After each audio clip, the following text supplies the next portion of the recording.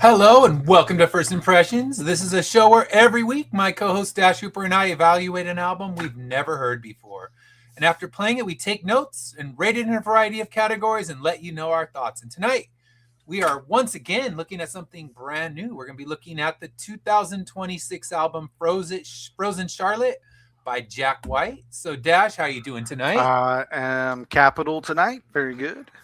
All right. So, Uncle Uncle Swifty's Swifty's here. already ready. I told him we were covering it because I was just saying, we were talking backstage, and I was saying Jack White is your guy. You'll defend him to the grave, even his rapping. And it's like, all right, that's good. So you tell me if I'm wrong. But I will tell you, Uncle Swifty, that on no Earth, alternate, multiple, any Earth, is Jack White a good rapper?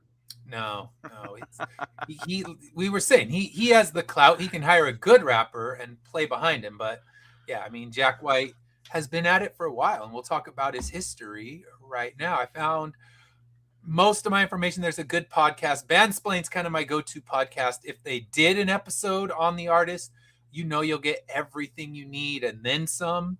And I just kind of dove in slightly because that's about the White Stripes, and we really don't need that. I'm more focused on learning about his early career and then going from there. So let's dig into the history of the artist. So get my notes here. All right. Jack White was born John Anthony Gillies or Gillis, I'm not sure which one it is, on July 9th, 1975 in Detroit, Michigan. He is the youngest of 10 children and is the seventh son. So if you know Ball and a Biscuit, he is in fact the seventh son. And he's known for his distinctive guitar playing, his raw songwriting, his commitment to analog recording technology. He is a big proponent of vinyl and keeping vinyl in print and, making cool collectible vinyl things. And he's built this career as a performer. He's worked as a producer. He's songwritten for himself and for others, and an entrepreneur. He has a record store in Nashville, Third Man Records. Have you ever been there, Dash? I have not been there. It's small but really cool. I mean, it's just a really cool record store you can check out. So, caught it live. Glad to have you here. Welcome. And yeah, Ice Station Zebra. I guess that's the song. I don't know. I heard it once and I removed it from my memory because Jack White rapping needs to be out of my memory. There's not the I have no space in my head. It's already over cluttered with too much nonsense. So, yes, the Jack White journey began musically. He was working in a lot of he was in a lot of these Detroit underground bands. He started as a drummer. So his first thing was drumming, but all of his brothers had instruments. They had a space where they would just play and jam. So he was around music all the time. And his first band was kind of a psychedelic, kind of on the level of Jethro Tull that his brothers were in. And he just watched and played and learned and started as a drummer, and then also was an upholsterer. He owned an upholstery shop and actually named it Third Man Upholsterers. So the Third Man has been around for a long time, and it comes from an Orson Welles movie by the same name, Third Man, which I've never seen the movie, but Jack White, if you listen to White Stripes songs and his lyrics, he's very obsessed with Orson Welles. He's obsessed with Citizen Kane. He throws lyrical references to those things all the time. And it's kind of one of those things, if you know the movie, you'll be like, oh, yeah, that's a reference. If not, you're just like, sounds cool when you you watch sing the it. movie. Yeah, so Third Man was where he got that from. And he got that Third Man upholsterer, started that, Third Man Records. That's the record label he releases everything on now. And then, Third Man Records in Nashville. He's definitely keeping that Orson Welles thing going. So something I need to watch too, because I guess it's about kind of like the rise of gangsters after World War II, gangsters that were kind of exploiting the people that were hurting after the war. So it's definitely one I need to check out. I just have never seen it and honestly hadn't heard of it until I was listening to this podcast, gathering my information for the show.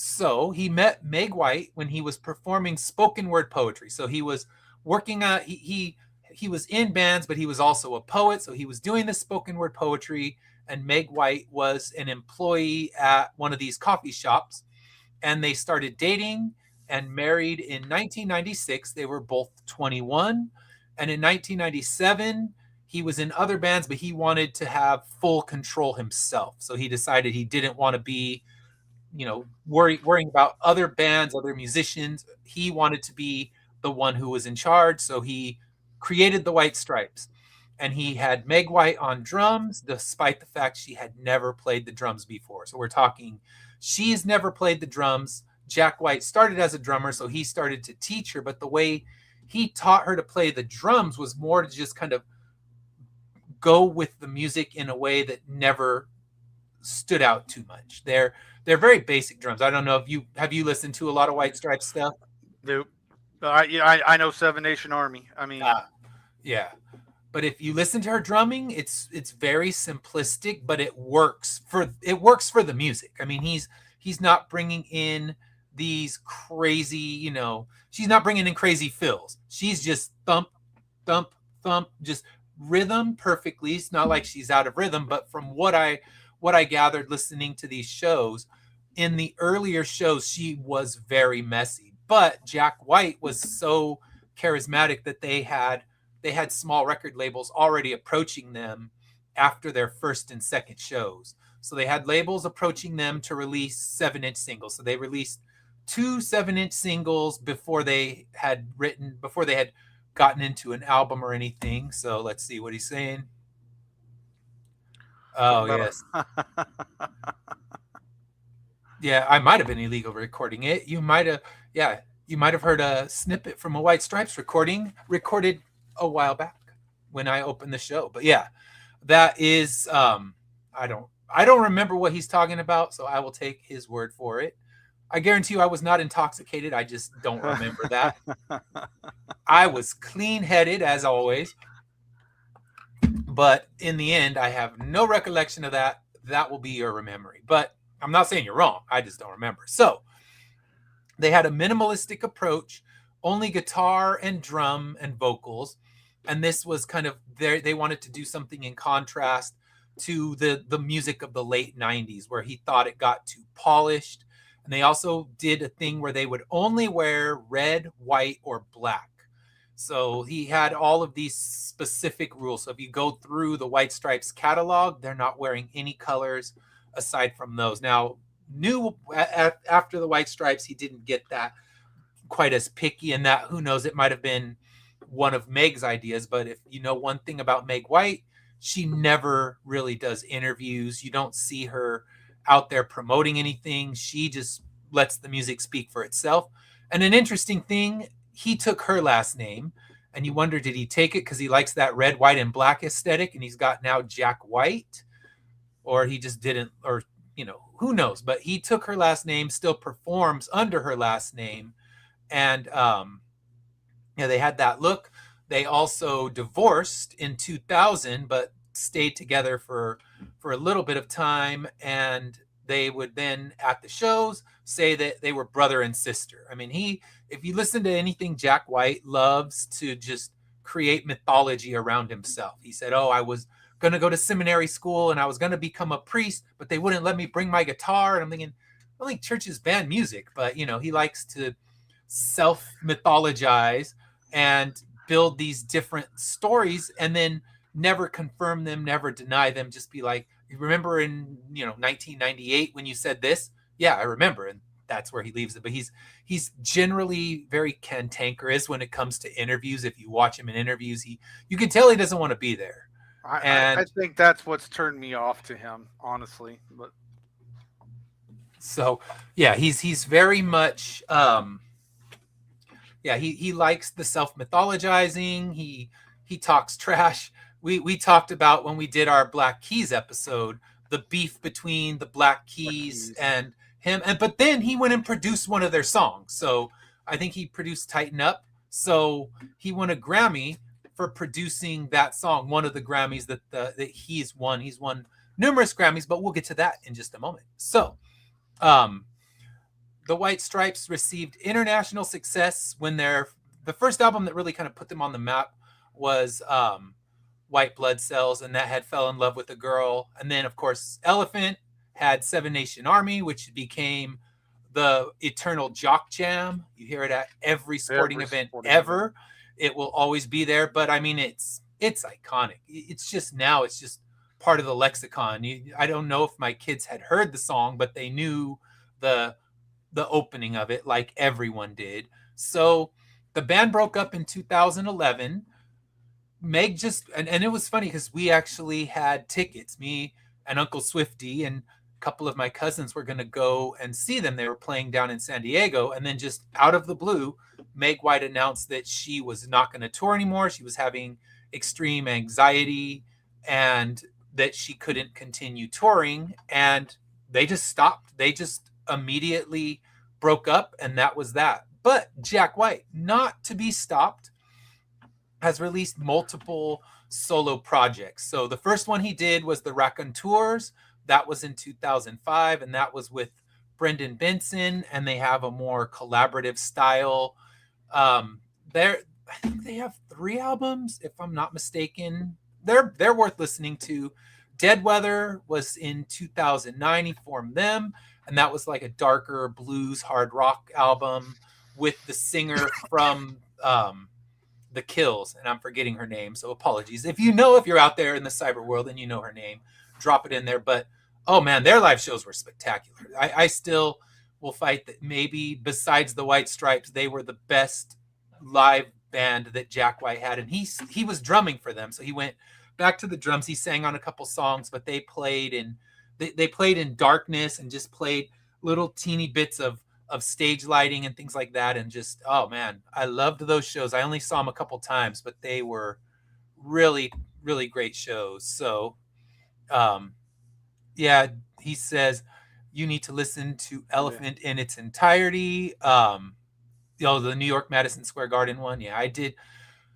The last time I saw them was actually when they did a secret album release party at the Glass House, and it was this little club, and the tickets happened to go on sale when I was off on break, so I just stood in line all day and grabbed tickets to their that would have been for the Icky Thump release tour. So yes, I was fortunate to see that one and a few other times, so I got to see them. And then since then he's done, I think Raconteurs have come back a little bit. I don't know if Dead Weather has done anything since their last album, but he's also released multiple solo albums. He started his first solo album in 2012 with Blunderbuss, and now the one that we're talking about today is his 7th solo album. So yeah, in these solo albums, he's played with garage rock, blues, folk, country, funk.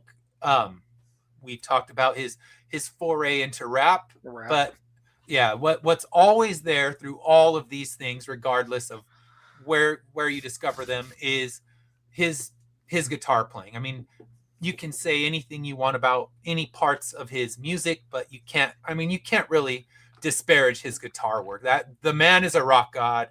He is, one of these virtuoso guitarists that, he's one of our generational guitarists, I'd have to say. Yeah. Because, he did it pretty much with Meg White just kind of thumping along. He was just putting together these ridiculous things where he would just go off, and he just needed someone who could keep a beat while he did his thing, and decided to make a 2-minute song 9 minutes or a 9-minute song 2 minutes. And she just followed his lead. And if you watch them on stage, he was almost like a conductor. He would kind of nudge her. He would give her a signal, and that would kind of change where it was going. So even though she was new to drums, never what you'd call an amazing drummer, she did her job well and was well-functioning drummer. So he's, as we were saying earlier, beyond his recording, he has done a lot of work. He's done a lot of work to get vinyl back into the world. He releases high quality vinyl. He's, good 180 gram vinyl, and releases some lesser known artists. If you go into Third Man Records, they'll be playing something that's, you've never heard of. And I remember I walked in there and walked out with no White Stripes albums, but bought like 3 or 4 new bands that I had never heard of before. So that's worth it. yeah, so he's produced albums for Loretta Lynn, Wanda Jackson, the Von Bondies, and then he does these Third Man sessions. He has a little club that's attached to the store, and he'll record these sessions, and has had bands like Pearl Jam come in and play sessions in these stores that get ended up released on the Third Man Records thing. So he's won 12 Grammy Awards. I think it's over 20 nominations. I forget exactly how many. He's got a lot, I know. Yeah. And he's won 12. He's won some with the White Stripes. He's won some as producer, and he's won some as a solo artist. So he's won some with his solo albums as well. And the White Stripes were inducted into the Rock and Roll Hall of Fame in 2025. And Meg did not attend. He kind of wrote a letter on her behalf, because she didn't write a letter or anything like that. And yeah, he's still out there doing it, because here we are covering a brand new album today that just came out on Friday. All right, so let's take a look at the history of this album.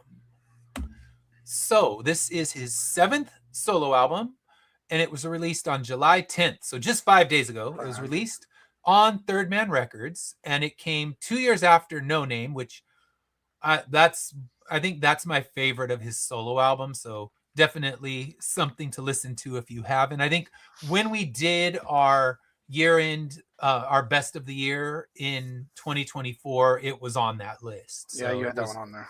Yeah, so it's this is kind of continuing the stripped down guitar driven direction that he went to, giving it more of a loose and live vibe when he's playing.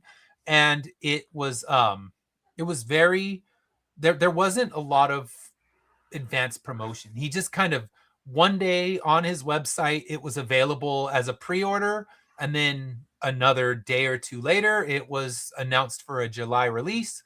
And he had played a couple songs on Saturday Night Live, but just kind of, he likes to just do his albums out of the blue. I know with No Name, if you went to Third Man Records, they were just slipping a blank record into your record bag when you were leaving, whatever you bought, and that was the No Name album. So people were getting copies of it before it was released, and just like, what the heck is this? A new Jack White album just got tossed in my bag when I went to the store. That's why it's great to go to Third Man. You can find some crazy things, and it's not like, oh, you're going to walk in and Jack White's sitting behind the register. It's not how it goes, but they love to sneak in little things, and sometimes they'll have really limited releases that you can only get there that don't go on to the actual website or anything like that. So he recorded it at Third Man Studio, which pretty much he owns it. Of course, that's where he's going to record now.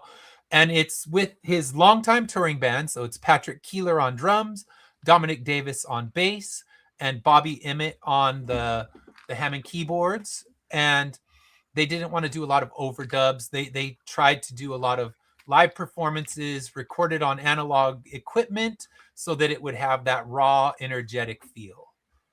So yeah, kind of just like most Jack White albums now, out of the blue, out of nowhere, and here it comes. All right, so reviews. It is currently sitting at 82 on Metacritic, which it's got, let me see, I will pull up the Metacritic and go through it. So it's 82 on Metacritic. Almost all the reviews are positive. There's one mixed, no actual negative reviews. 60 is the lowest, and that's like 3 stars. It's not to say it's terrible, but Variety gave it a 91, and they said that it's filled with rich dessert and delivers powerful blows. Glide Magazine gave it a 90, and they say it's more polished than No Name and more intense. And then Uncut gave it a 90. Consequence of Sound an 83. Rolling Stone did do it, actually. 4 stars. What's new? What's new? Does Rolling Stone give anything besides 4-star reviews? So they were saying it's the best entry since Elephant. I disagree, but it's good. I'm not saying that, but I would say that No Name was better than that, and I think I'd say Icky Thump, the last White Stripes album, would be better than this one, but that's just my bias toward White Stripes as my favorite of his things. And of course, Pitchfork Dewey decimaled it at a 7.7, which is funny because the last album they gave a 7.6. So they find it 1/10 better than the previous album. What makes an album 1/10 better? I really don't know. The length, I wouldn't know. I guess I saw their 7.7. I'm like, yeah, just give me an 8. Just call it an 8 and be done with it. Pitchfork loves the decimals, and I get a laugh when the decimal was literally a 10th better than the previous album, where you're not saying it's much better. You're like, I like one riff better, therefore it gets that extra 10. Right. I really like the ending of that one song with that riff on the ending. We'll give it a bump up. Yeah, that gets that 10th. That there's that little teeny moment with the Hammond organ that sounds like a flute. 1/10. Because Pitchfork just loves to do shit like that. They just love to throw it on there. But the only negative review came from The Guardian, and they said it was fun, so they didn't entirely hate it, but felt labored. So, not any outright negative reviews. It's kind of sitting at a nice 82%, which is, a solid B for this album. And I can't disagree, honestly.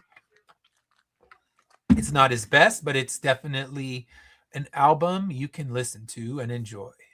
But we'll get more into that in just a moment. So, what is your history with Jack White? Just, knowing a few of their songs. I'm going to be frank with you guys right off the bat. I come into this not a Jack White fan or a White Stripes fan. It's you said something earlier, about him being very cantankerous, and that's exactly how I find him.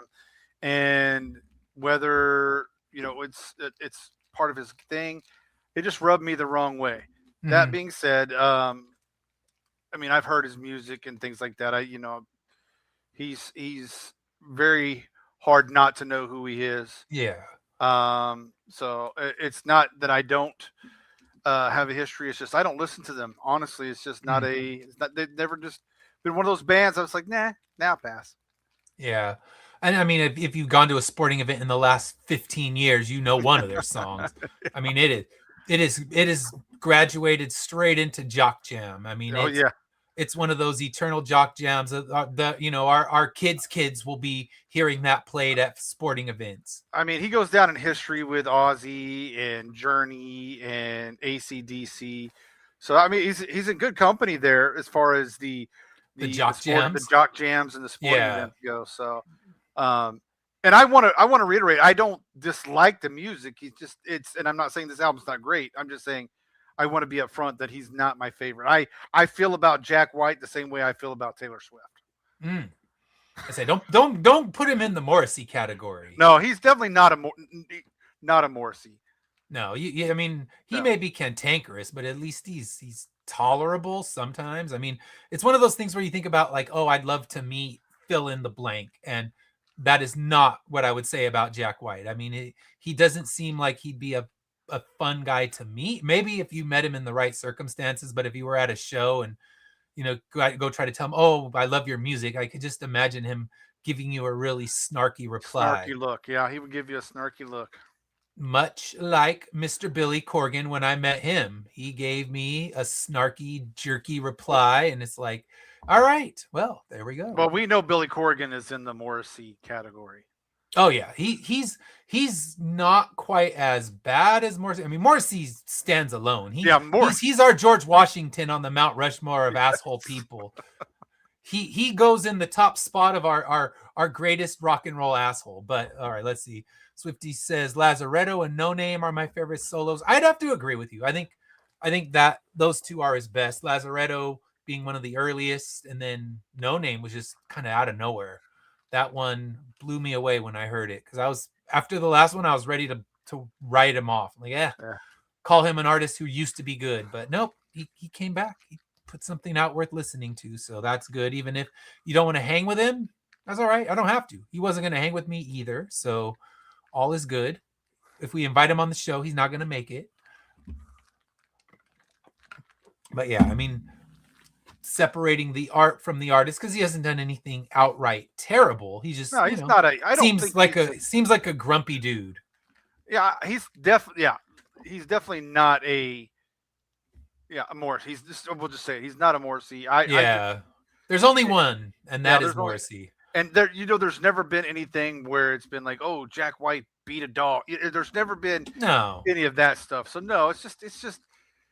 I mean, there's plenty of country acts that I could say the same, or rock and roll acts that I could say the same thing about. That I just like, I can't listen to them, or I can't be a fan of them, or something like that. It's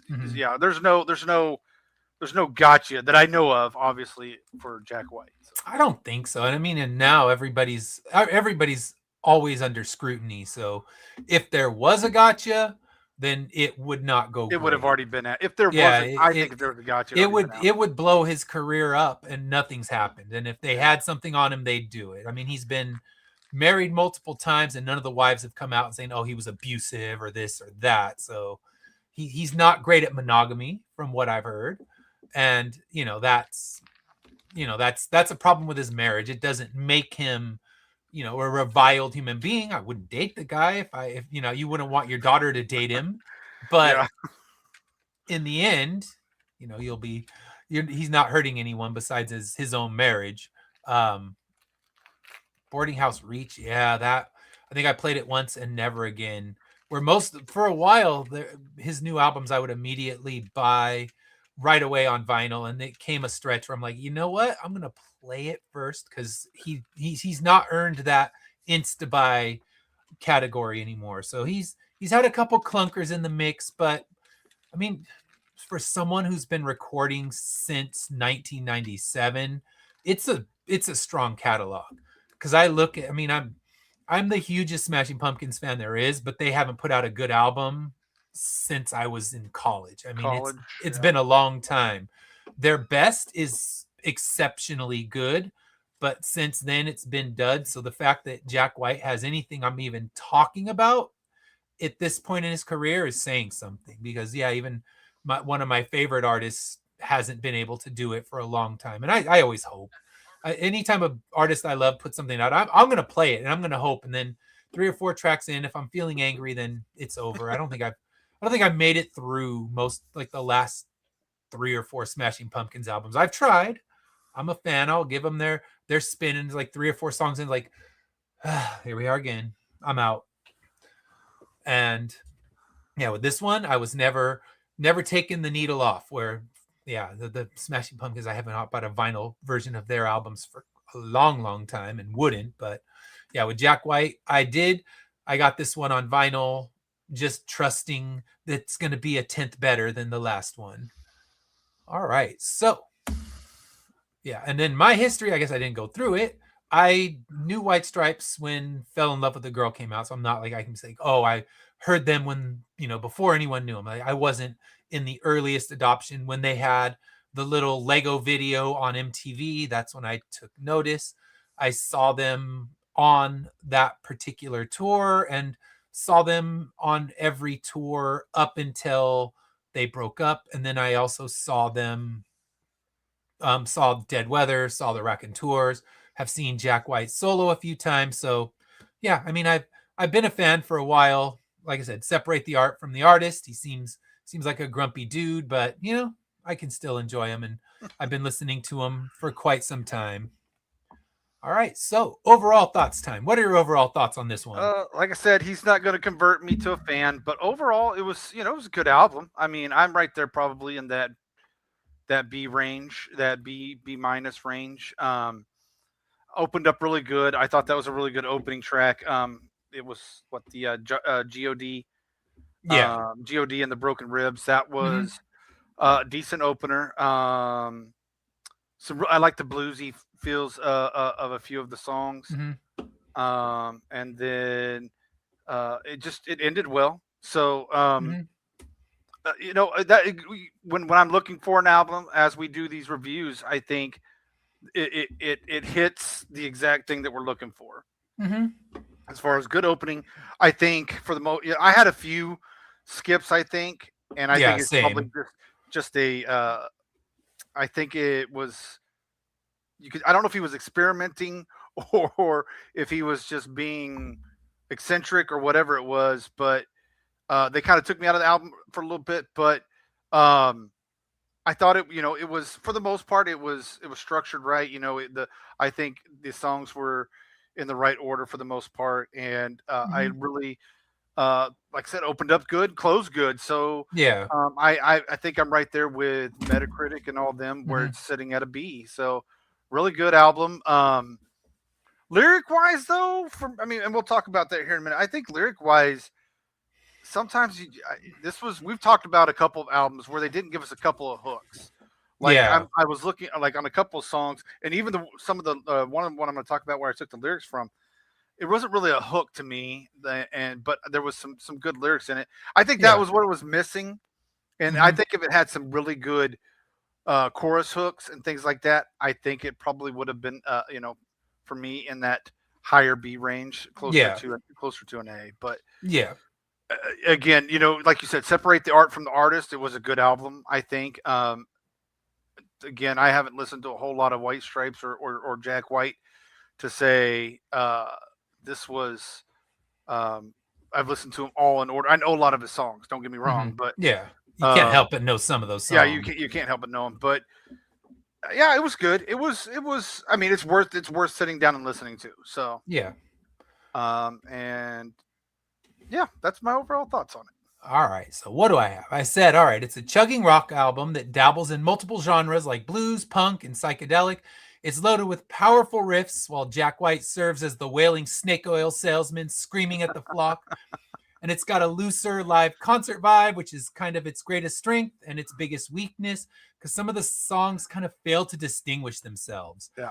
Like I heard it, I'm like, okay, there's nothing standing out. Nothing is saying, ooh, listen to me. And I would say it has some of the weakest choruses that I've heard in a long time where I'm just like, damn, that chorus is not good. It's not catchy. I mean, the best choruses you can't get out of your head. And Right. these ones, I think the biggest problem I had, and we're talking 5 listens now, because Uncle Swifty said I must, so I did, and I gave it 2 run listens, and I gave it a car listen, a couple of the vinyls, and it's still the same thing. Is it just the songs weren't differentiating themselves from each other, Right. aside from a few that I thought were really strong.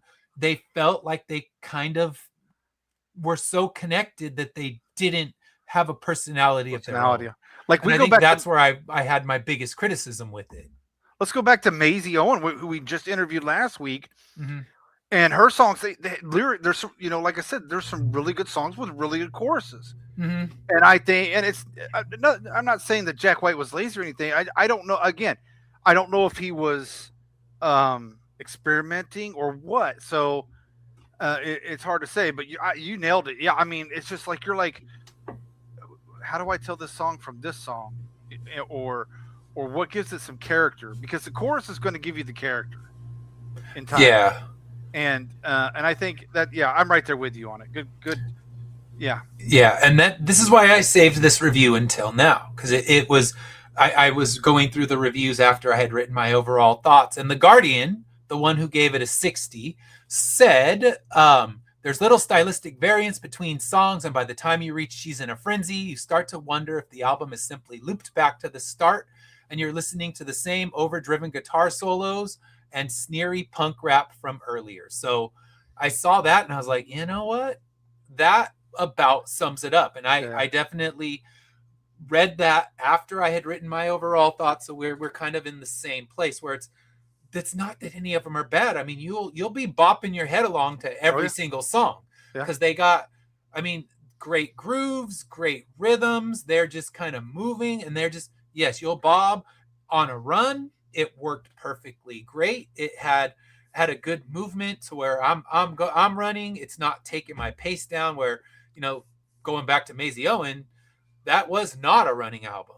No. That album, even when we talked to her backstage, she was like, yeah, it's not maybe besides one track, this album's not built for that. But this one, it does have good movement. And I could put it on in a run and it's great. It kind of becomes, honestly, a lot of my running music becomes white noise. As long as it has the right rhythm and movement, I'm good with it. And this album could easily become a white noise running album where the rhythm is good. It's keeping my pace, but it's just not one song is pulling itself apart from the other. I think there was only one where I was just listening like, oh, damn, this is definitely my standout track. But I mean, I had some others that I threw on there as well. So like I mean, if you're cleaning house, this is a good house cleaning where you're going to just move to the beat of it. So yeah, I don't think it lacks in any of that. Yeah.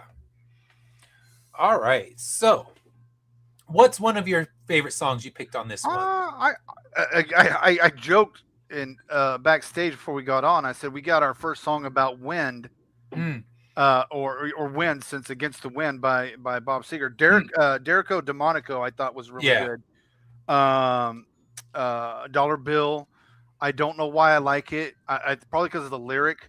I'm going to talk about one of the lyrics that I like from Dollar Bill, but it's one of those songs where it lacks the hook, but it's a good song. And I think it is it's probably the bluesy that you really get the bluesy groove with Dollar Bill. And then Neighbors Blues was pretty good. I like Neighbors Blues, and so yeah, I had a few of the same picks. I had All Alone Again. I think that would be my top song because it's kind of starts with this kind of playing around, noodling and riffing, and then when it gets to its actual real riff, I think it's the catchiest of the album. The first one that kind of pulled itself away from the pack, because that was my biggest problem with it, is just everything kind of lived in the middle, and a great middle, but it's just like nothing said, oh wow, what's that? I this song is the one. And this one has nice quiet loud moments. It uses moments of silence almost like an instrument, and I love when bands do that, and that's where it has that live concert feel. Because if you go see a good band in concert, a lot of the times they'll do this playing with silence. Like, all right, they will just drop the music out completely, sometimes kill the stage lights at that same moment, and then just bring it back. And this song has those kind of moments where it just hits the loud, it hits the quiet, it gets into kind of like this, kind of like, I don't want to call it rapping, because they called it rapping in that review, but I call it more just like talking. And that's where I talked like the snake oil salesman. He gets into like, he goes into snake oil salesman mode and just starts like, I'll tell you what now, people, you have to listen, because guess what? He's standing up there and he's telling them what's what, and they're buying all the shit because he's that good of a snake oil salesman. So when he gets to that little snake oil salesman refrain in the song, it's like, I like it. And then it just hits dead silence and then comes back up. And yeah, I like when songs play with silence like that. I don't want to call it sad, but like melancholy, very I mean, I like, that was a good song. I like the when it kind of, like you said, it goes quiet, and then you're bam. So so that's definitely a good song. Yeah, that was my top one for the album. Oh wow. Hello John, how's it going? John? So yeah, that would have been my top pick. I like I said, I've listened to it. I've given it like 5 listens because I want to be fair and objective. I mean, even our worst albums, I give at least 3 or 4 listens. Right. But this one just happened to work on my run for the last couple days, so I did that. I thought You'll Never Fix Me was good. I mean, not to say great, but it's an angry divorce song, so it's definitely another divorce album. We've been hitting those like 2 in our last stretch of time, where we had Death Cab's divorce album, and this is his divorce album, but he's definitely pissier about the divorce than Ben Gibbard was. True. And then I liked Neighbors Blues. I thought it was a solid kind of blues rock closer. But man, if you know the song Ball and a Biscuit, it's so similar to that I was actually singing Ball and a Biscuit lyrics over some of the instrumental parts to see if they fit, and they do. So seeing as that's one of my favorite White Stripes songs, I'm still here for it. And it's got the Hammond organ kind of in there, where in the White Stripes, it's always very minimalistic. You got guitar, you got drums, and that's it. So this one, it's almost like Ball and a Biscuit fleshed out and It's built stronger. it's a really good closer. It really is Hmm. a really good closer. I think it rounds the album out. I think it really brings it all together at the Hmm. end. And I think, yeah, it's like I said, it opened up. God is a great opener, but I think Neighbors Blues is a fantastic closing song. Like Yeah, it's when bookended well. yeah, when you picture a closing song or listen, this is the closing song that you want for an album. Yeah, And yeah, I think that was probably why I enjoyed it like you did. It's just a great song. yeah. I think after All Alone Again, it kind of slogs a bit. She's in a frenzy, making contact. It's like, all right, you're losing me here. And then I think the neighbors blues brings it back, where Yeah, I was losing my interest because it's just like that review said, and what I was thinking the whole time was like, nothing's distinguishing itself, nothing is breaking itself apart from the other tracks. And then Neighbors Blues, I was like, ah, yes, that's what I'm here for. You know, you had yep. a couple draggers there, and it's right back to a strong finish. So yeah, book ended well. I think it's got its draggy moments, and that's going to be my biggest problem with this. Where No Name, I feel like the songs, even on first listen, they just kind of move themselves apart from each other. Where you could definitely feel the difference in the songs. Where this one, yeah, the over connectedness, like it's just kind of like the band out there on a nice long jam at a concert. It's, that's great, but even sometimes you hear like, all right, he's just doing some arena chants and things like that. I can already imagine he's going to be trying to get the people to do those at the shows. And I would wager well that he'll end up doing a lot of these things at the show, and they were written to be a kind of call and response thing at the shows. So, any other ones stand out to you? No, I think you covered them. Yeah, I mean, All right, then let's get to best lyrics, and then one of the things I'll say about Jack White, and this is in all of the incarnations, is he doesn't get very personal in the lyrics, so it's right. hard to feel deep connection to the lyrics when you're going through them, because yeah, he doesn't write these kind of universal lyrics where you're getting these deep feelings with them. So I don't know. We'll talk about that. So let's see what's he say. Um, it could have been leftovers from the No Name session. So Uncle Swifty was saying maybe this was just leftovers from the No Name session, and it could definitely feel like that, which is why I don't understand the Pitchfork 1/10 better, because it just feels like, if anything, it's give it a 1/10 less, because it's I would give it 6/10 left. I'd give it I'd give No Name like a 9, and I'd give this one more like an 8. So I'd give it like a full. I'm taking not a Dewey Decimal. I'm taking a full I'm point taking a off. full point. I mean, it's still an A. I mean, it's still a B. It's still, that's Yeah. not to say it's a bad album. And we've dealt with our lower Oh, than B albums, and this is not even near that, because yeah. just the grooves alone, even if they aren't pulling themselves apart, they're still great. And you can just vibe if you just want to have vibes. You're Like, still vibing too. I'm just here for vibes. This album's your album, because it's like, all right, it's not deep lyrically. He's yelling at you sometimes. He's yelling at other people sometimes, but the vibes, you just like, I'm just here for the vibes. Right. All right. So, any lyrics stand Yeah, out to you on this one? I call this one my Oklahoma song, the Derico Demonico, and it's Will, I come to you on the back of a twister storm. Yeah, I come to you on the back of a twister. I just that I like that part. Yeah. Most people be like, "Oh, you're crazy. Those aren't great." They may not be great lyrics. I like them because again, it reminds me of home. Mm-hmm. So I thought Derico Demonico was a really good song. Yeah. And Yeah, I like that one. then my other one that we'll talk real quick, Dollar Bill. Mm-hmm. This again, you said it's not deep, but this one made me think, and I thought it was deep.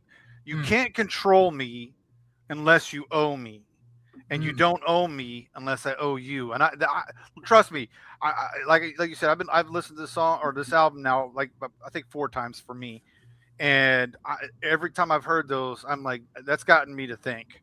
Mm-hmm. You can't control me unless you owe me, and you don't owe me unless I owe you. And I'm Yeah. still like, hmm. I I I I, I kind of know where he's going, and I don't know if this is. You said it's an angry the blues. Yeah, this is just a new divorce. I think it was Yeah, last year's divorce. So we're yeah. talking It and very fresh, very new.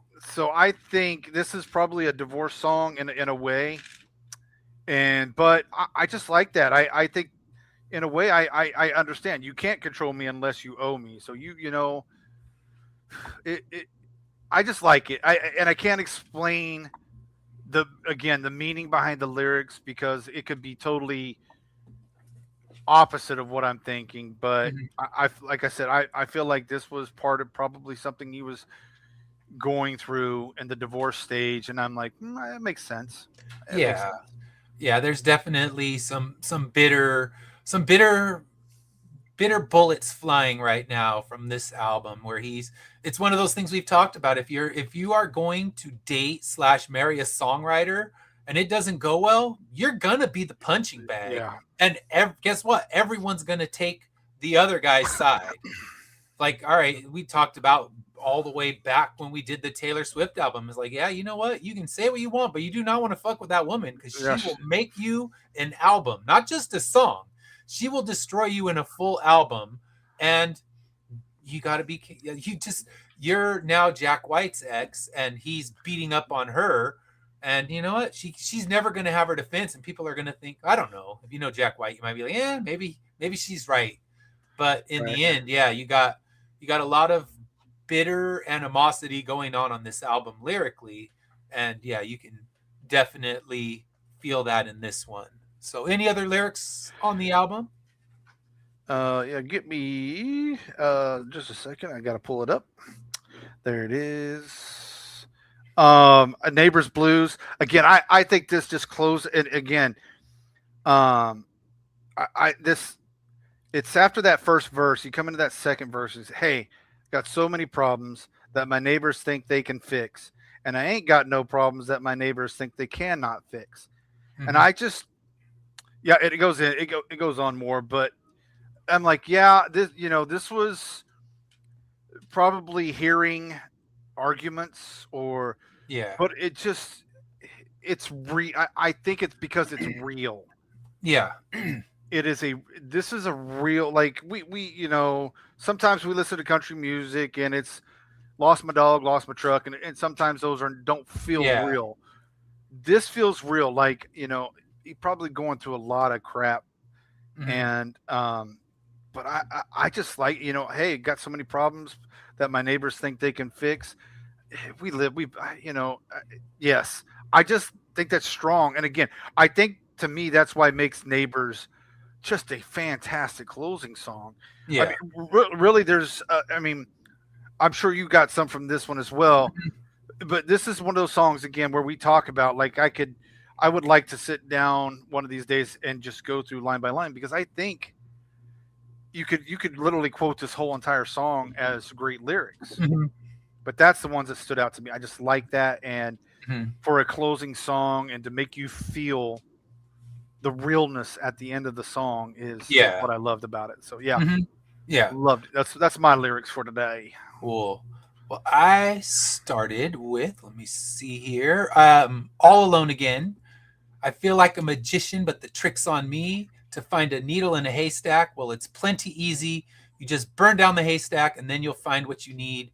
There ain't no obstacles that are stronger than greed. So I'm like, all right, I think that's at his That's wife again. that's real His though. his ex-wife. It's like, yeah, like his house, his marriage, his you know illusions of wanting to have this happiness are burning down. So that's how you find that needle in a haystack, by burning it apart. And he's had 3 marriages, and will he have another one? I mean, rock stars generally have a lot. I mean, you don't get a lot of rock stars like, oh, they've been married for all these years. Not to say never, but it's rare. And this one, you could tell he's just there. It feels like there was a lot in this, and I might be reading into this. We're fanficking this whole thing because we don't know. We don't know what's going on in the man's head, but it feels to me like there was an ugly settlement fight with a lot of things of like pointing greed and owing people and things like that. So yeah, that's where I'm feeling it. I may be entirely wrong, but that's what I got. And then you'll never fix me. My love is broken. It's inside your mind. Just because I don't speak, that don't make me a mime. Chat your friends that you will never fix me. Just take a shot and you'll miss me. So yeah, it's just, you can't fix him. I think he's knowing it's kind of taking a little bit of blame for the things that went on. Like he can't be fixed. All right. So I like in that song as well. I've had enough of waking up in pain.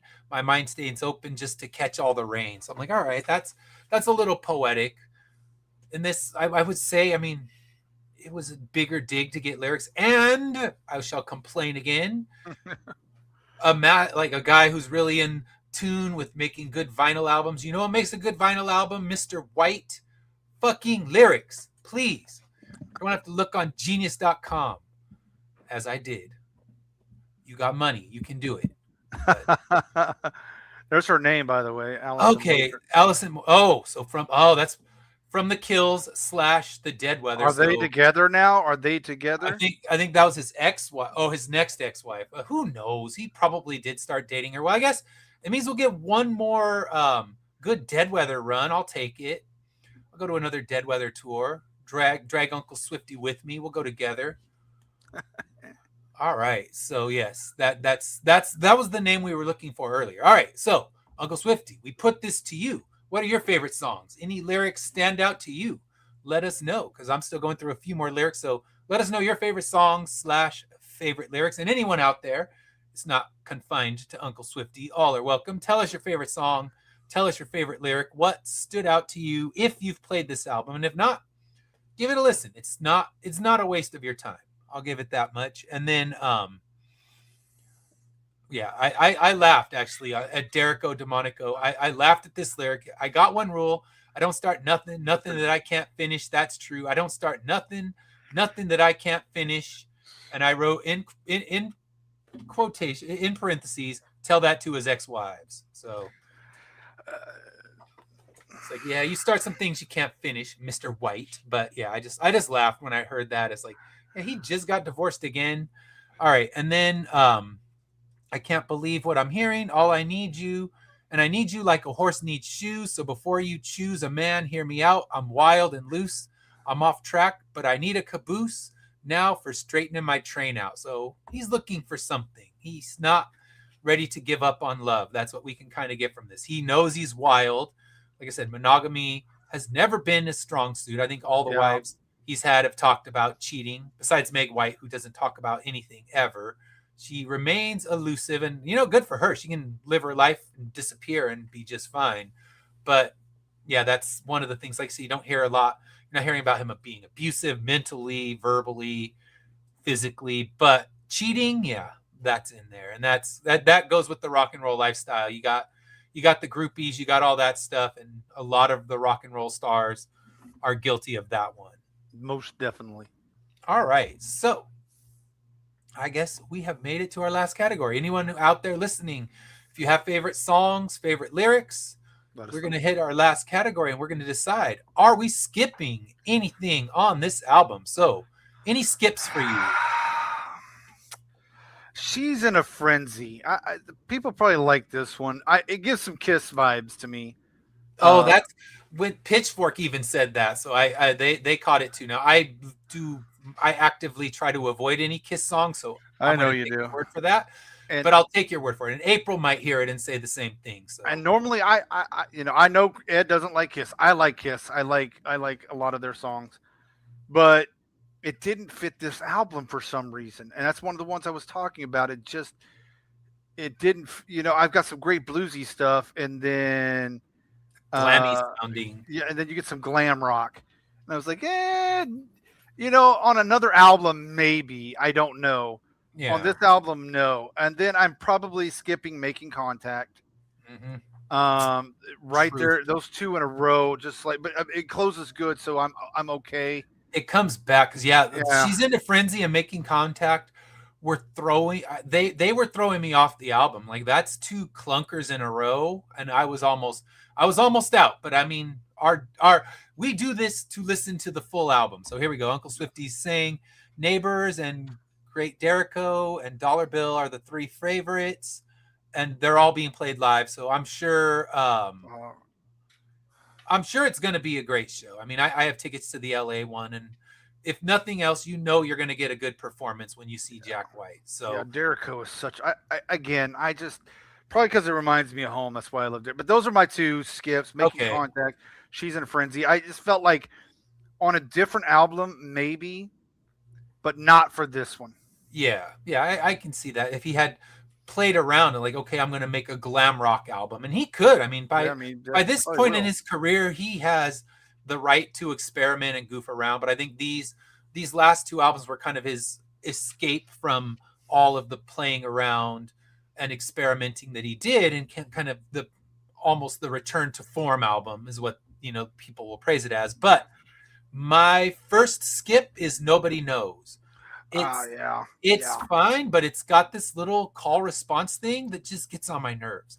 So I was listening to NPR. I do it every week. I listen to the New Music Friday where they drop all the big albums that are coming out, and then they put together a playlist. And when they were just talking about the Jack White album, I heard a little snippet, and I just heard that little call and response thing where like Nobody Knows. I was like, oh wow, I already know I'm gonna hate this song, and I've only heard that much of it. So it is a true rock. I mean, I feel like that's the truest rock song. Yeah, and it's a good rock song, but I hate that call and response. If you took that out and did a decent chorus, I wrote a painfully weak chorus on an album full of weak choruses.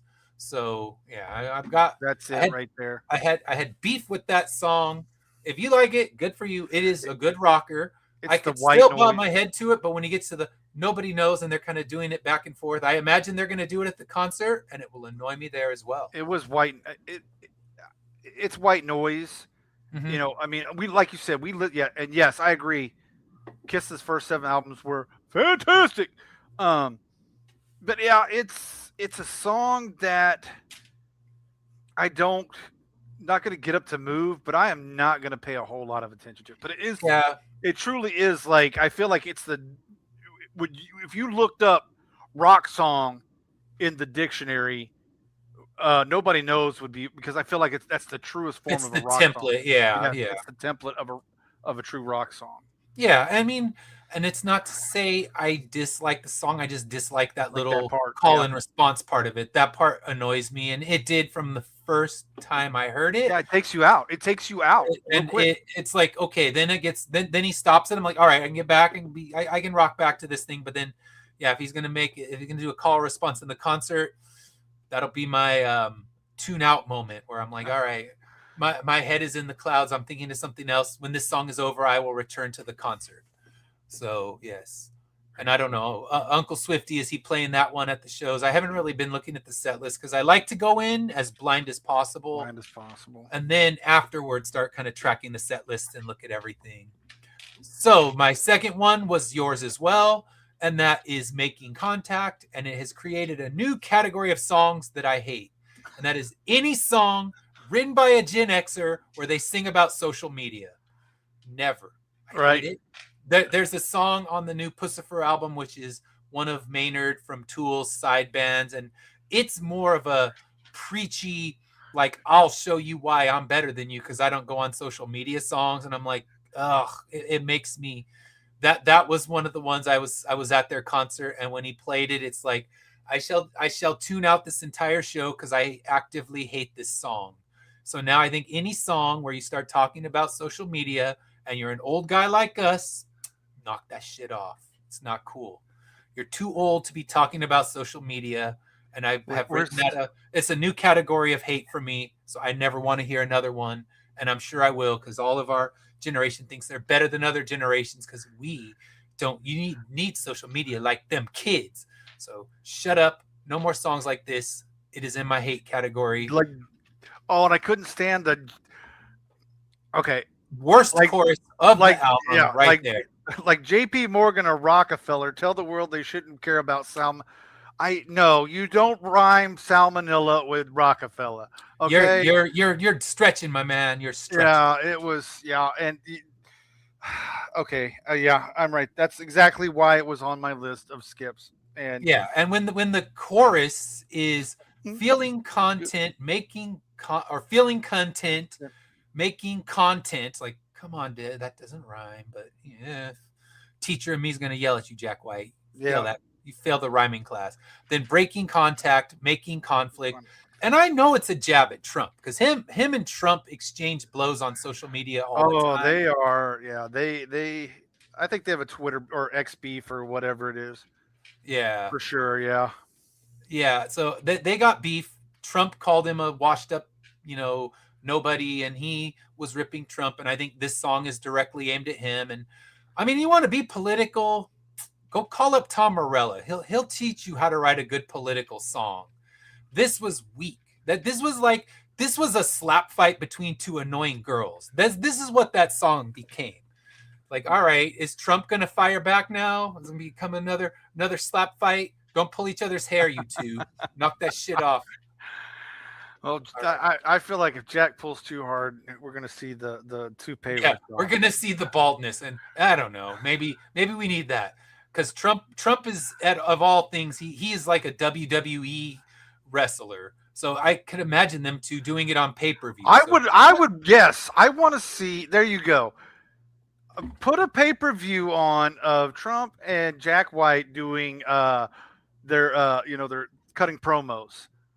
yeah. They don't have to wrestle. I just want to watch them cut promos back and forth on each other, and I think that would be Yeah, good yeah, entertainment. I'm here for that because they like to yell at each other, and this is his diss track, and it's weak. It's Uh, weak.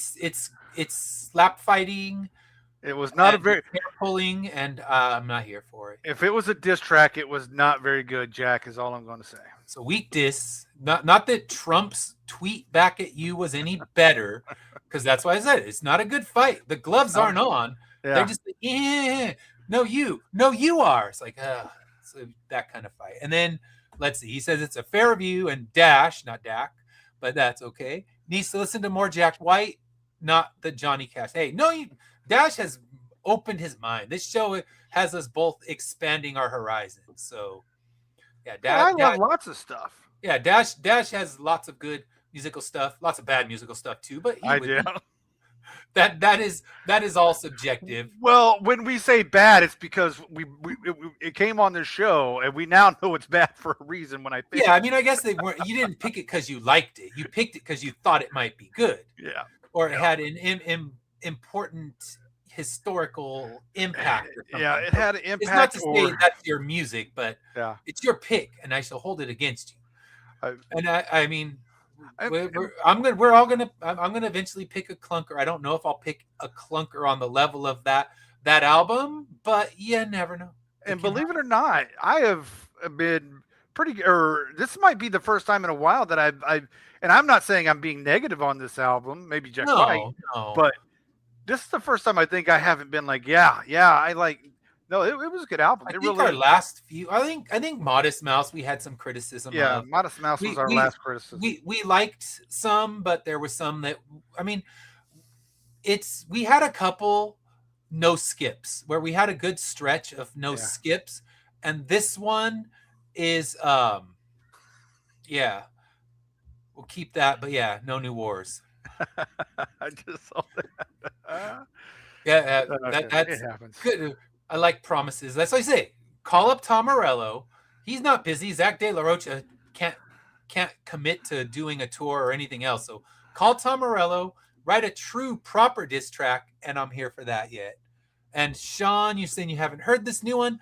Yeah, it just dropped on Friday. So it's brand new and definitely worth checking out. Although, as Uncle Swifty was saying, you should, if you're not familiar with the Jack White catalog, I definitely start with the White Stripes. I would move then into Lazaretto and No Name, and then kind of go from there. But yeah, this, I don't know. I mean, it's one of those things where I always think, how would I rank it? Like when we were doing Modest Mouth and Death Cab for Cutie, where I know their catalogs really well. How would I rank it? How would I build this one? And I don't know. I guess it kind of goes like upper tier of solo stuff. Like it would be in like the top 5 of his solo stuff, maybe 3, 4, perhaps out of 7. I mean, I know what's last, I know what's first, but from there, I'd have to re-listen to them honestly, because some of them I gave very little mind to and just kind of gave them the shrug off before I even finished. So it's not fair to rank them. I just know they didn't grab me, and I reach a point where I don't have enough time for this. But we're working right now on if there's a good new release, we're gonna grab it. We're gonna listen to it. So we got what do we have coming up here? We got Madonna. We got the new Phoebe Bridgers. We'll have the new Alabama Shakes. We should have the new Interpol when that drops. So yeah, we'll have. It's been nice because we had a stretch where not a lot of good stuff was being released, and now that we're getting a lot of good drops, we're gonna grab them. If we can do them right away, we will. I feel like we got a good stretch all the way up to Christmas. Yeah. If we're being honest, because like you said, I think some of those take us into September. Yeah, we're into September. Yeah, I'm still always hunting for guests. So if a guest comes on, they will bump whatever else is out there. So if we're able to get any other musicians to come on and discuss, then we will. So yes, Interpol is still around. I believe their album comes out in October. Yep. Yeah, I'll be fully honest, the last few Interpol albums have left me very flat. So they start knowing that their last few albums have been kind of mega in that level. They've been doing a lot of victory lap tours. Like, oh, we're going to play our first album in its entirety. Now we're going to play our second album in its entirety. And yes, I was one of those suckers who bought a ticket because that shit still slaps. But, I mean, when you say, your mega could be some, I like the way Ed reviews. So his mega could be good to me. True. And I'm overly picky. And when it comes to bands like Interpol, where I've been listening to them for them, I caught them right in the beginning. I saw them play their first California show in a club with like 200 people. Well, they've been around what? I didn't see them in New York, obviously. I'm in California, so I caught them early on in their stretch. They've been around since the 90s, early right? 2000s. Or yeah, I was going to say late 90s, 2000s.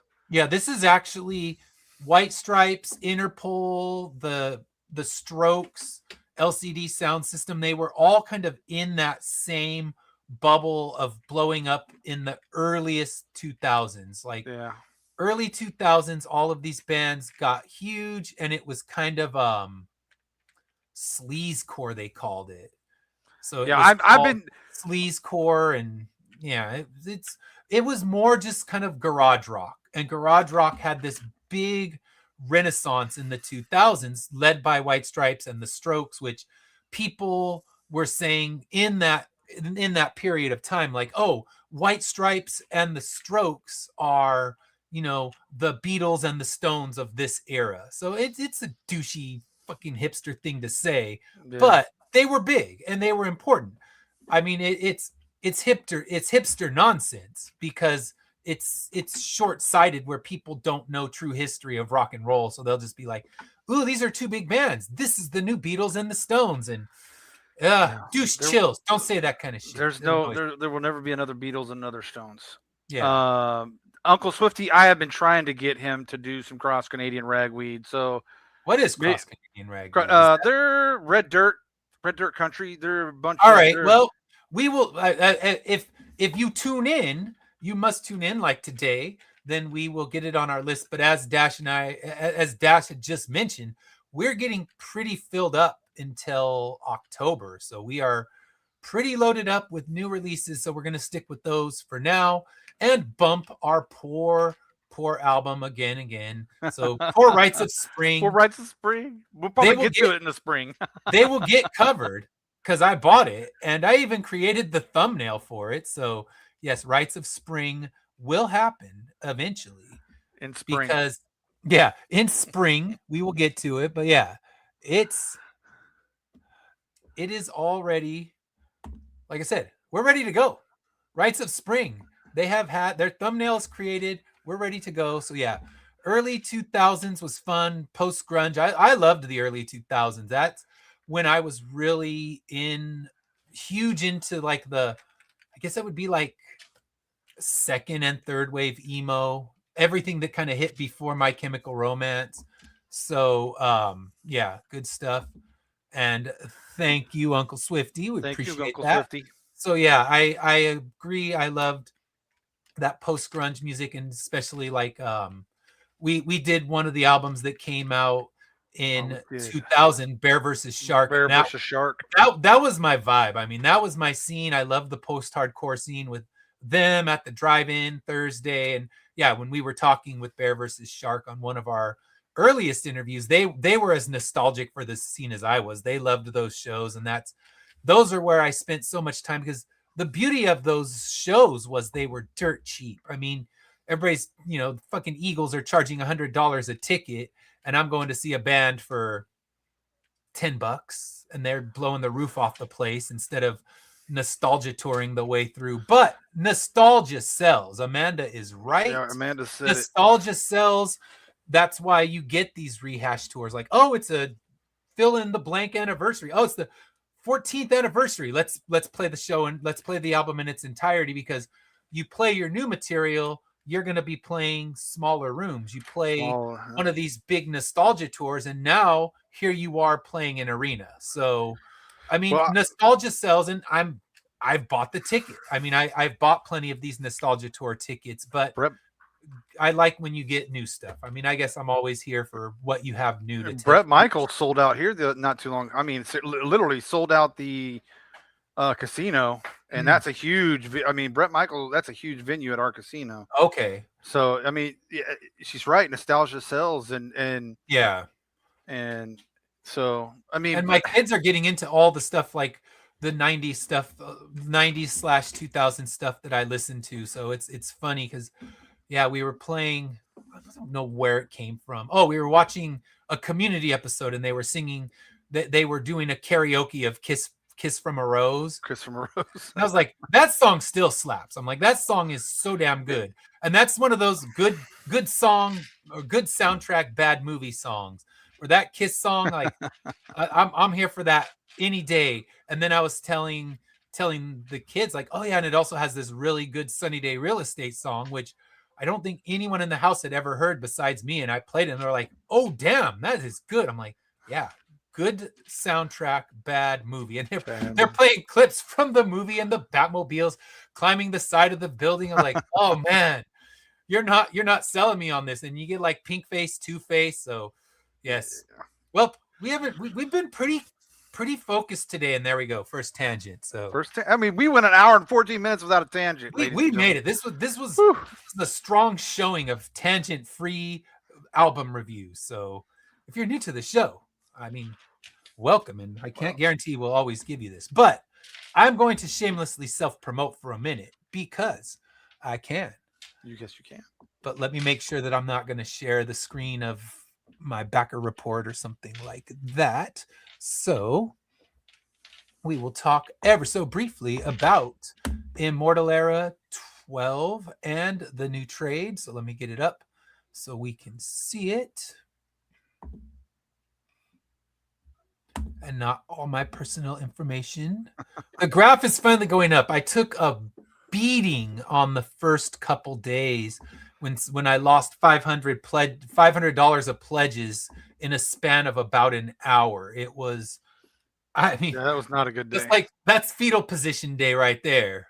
Like, let me crawl in a corner and cry. And April's like, it's cool, it'll recover. And like, all right, I don't need your optimism right now. Wallow with me. But that's good. She helps me by not just getting in that negative zone. That's why you marry someone who is not exactly like you, or you just be like grumbling together. So yes, she got me from that dark place of $500 of drops in my gigantic graph of doom. But let's talk about the good things. We are halfway funded. We're about halfway through the campaign, so we're right on track of where we need to be. So let me pull this up. Alrighty. So yes, I know I have backer surveys I need to fill out. Don't judge me. Oh, All right.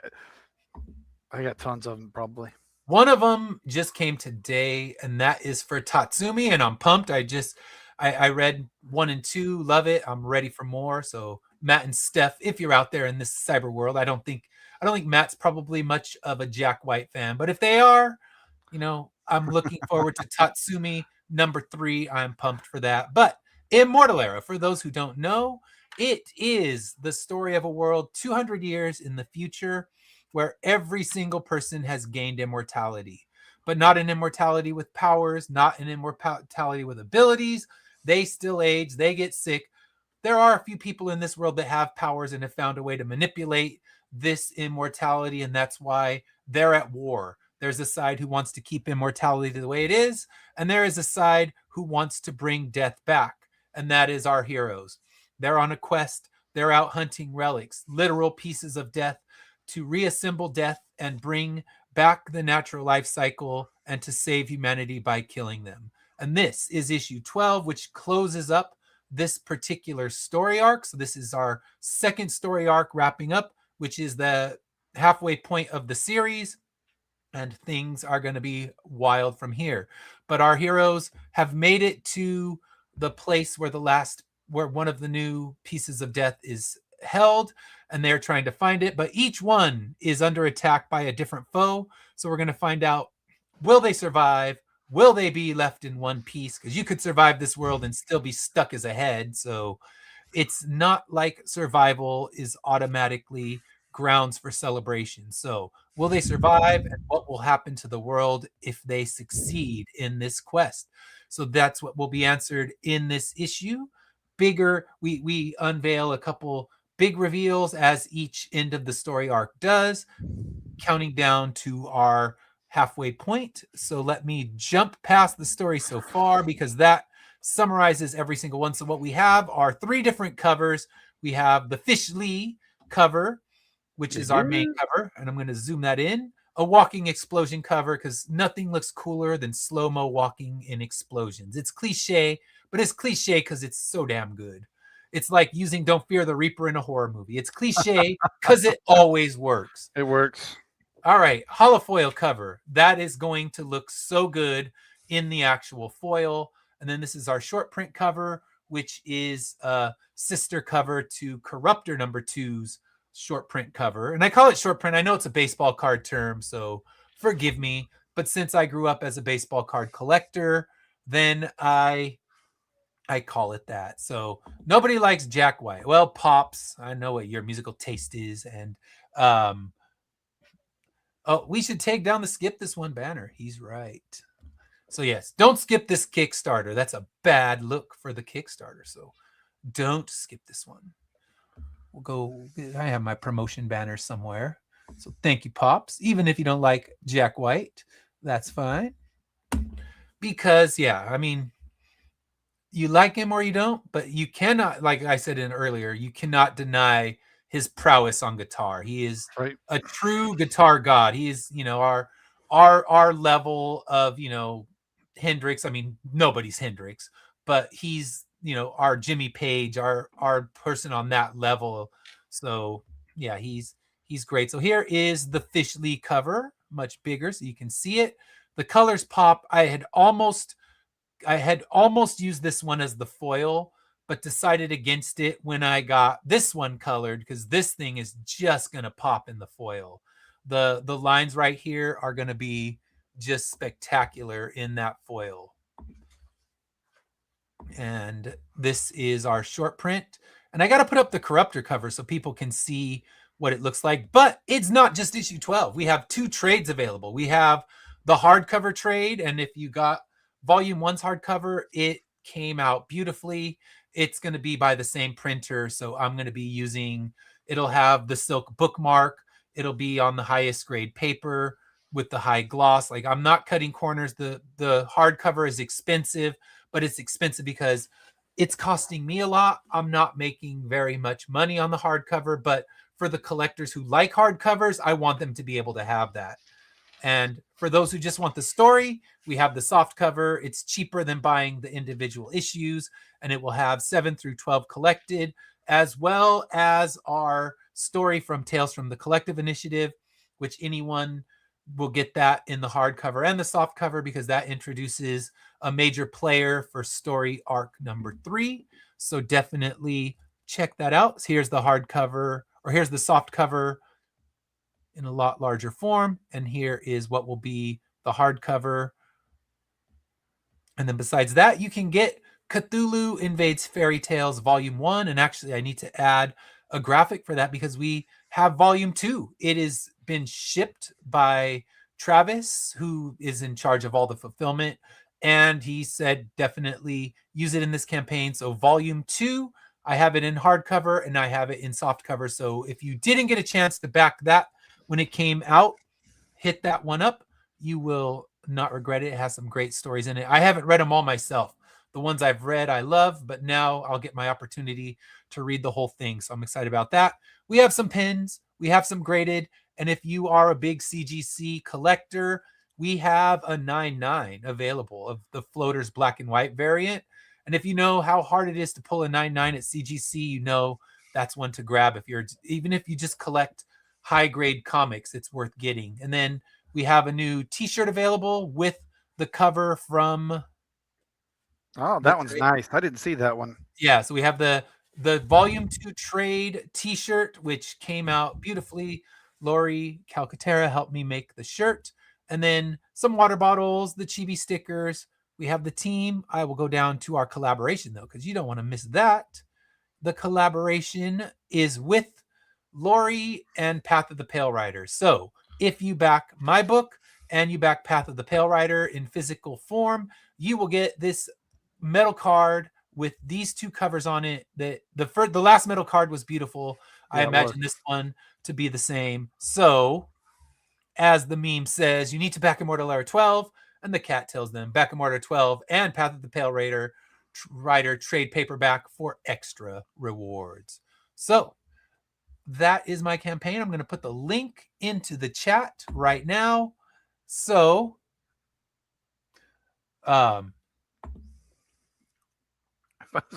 Pops has to listen. Oh, so there you go. So if Uncle Swifty had to listen to Elf, which I enjoyed the Elf album, I'm not here to begrudge that album. It was entertaining, and there, Pops can be your go-to guy to say that yes, we will eventually get to the stuff you request for us if you tune in. If people drop requests and then we never see their name in the chat again, well, we will not be covering your album. But Uncle Swifty, we know you will be here, and we will get to it eventually because Dash wants to hear it as well. So yes, there is the link. It is in the chat.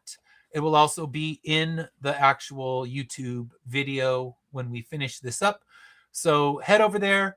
Any support is highly appreciated. If you don't have money to support, like it, share it, let other people know it exists. Maybe this book's not for you, but it could be for them. And we have a long way to go. We're halfway there, but we have our highest goal because printing trades is not cheap. And this will literally, everything that's going to go into this is going to go straight into production and the cost of shipping. So we appreciate anything you can do. It keeps the book moving. It keeps the team able to create what's coming next. So yes, the Elf album was a good one. I think we both agreed that we liked that one. Yep. So anything is appreciated. Like it, share it, let the world know it's out there, because we know that YouTube loves to bury us, or not YouTube, Facebook loves to bury us in the algorithm. So like it, share it, let someone out there know that this book is out there. Word. So that we can get issue 13 running, although it's already started. We've done the first 8 pages of issue 13, so it's rolling. So that we can, I don't know if it'll be this year. It might be a one Immortal Era release for this year just because of the trades coming out. But any support is appreciated. And with that said, we will not have a show next week because I will be at San Diego Comic-Con. If you are at San Diego Comic-Con, I will share this picture real quick. I will be on a panel on Friday, So let me get it up so you can see the when and where. You. So there we go. So if you happen to be down at San Diego Comic-Con, I will be on the Writing for Indie Comics panel that is hosted by David Lucarelli, and we'll have some great creators on there. I haven't met these creators yet, except for Madeline, and she's on the panel every year with me, and she creates, right now she's writing for Lady Mechanica, which is a hot seller for Image Comics, and she does her own multiple series, and she is the Kickstarter queen. I mean, she drops a Kickstarter, she's guaranteed she's going to pull 10 grand in the snap of a finger. So you want to learn how to do Kickstarter, talk to her. She is absolutely amazing at it. So next week, if you're in San Diego, head on over, say hi. And if not, then we will actually be recording the panel, and I will be streaming it as my Saturday morning comic talk for that week. So yeah, last year I tried to record it on StreamYard. It did not go well because it is so crowded. The area is so heavily impacted that getting a good signal is not amazing. So that's why I'll record it on my phone, upload it at the hotel where I know it will get the proper service. And yeah, you can see that panel in 2 weeks. If you're not able to attend, it will be as our next in 2 weeks Saturday morning comic talk. But I will be here this Saturday talking about something. I'll figure that out later today. But until then, have a great rest of your week, and I will see you on Saturday. And Dash, you can find him on Sunday when he's going to be talking on his program. So have a great rest of your week. We'll see you.